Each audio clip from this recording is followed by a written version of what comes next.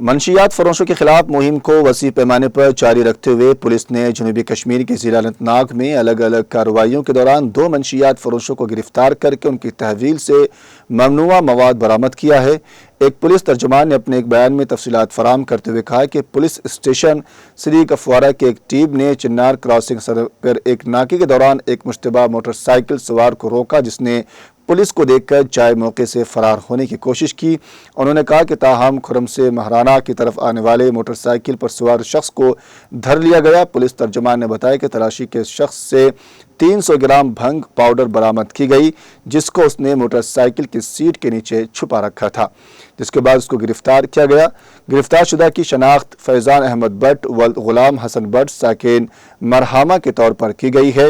اسی طرح کی ایک اور کارروائی کے دوران پولیس اسٹیشن اترسو نے پڈرپورہ چھترگل میں ایک ناکے کے دوران ایک شخص جس نے پولیس کو دیکھ کر فرار ہونے کی کوشش کی، ان کو روکا۔ بیان میں کہا گیا کہ تلاشی کے دوران شخص کے تحویل سے پالیتھین بیگ میں رکھے گئے تقریباً 250 گرام چرس پاؤڈر برآمد کی گئی، جس کے بعد اس کو گرفتار کر لیا گیا ہے۔ گرفتار شدہ کی شناخت گلزار احمد حجام ول نند حجام ساکن پڈرپور چھترگل کے طور پر کی گئی ہے۔ انہوں نے کہا کہ اننت ناگ پولیس معاشرے سے منشیات کی بیخ کنی کے لیے پرعزم ہے۔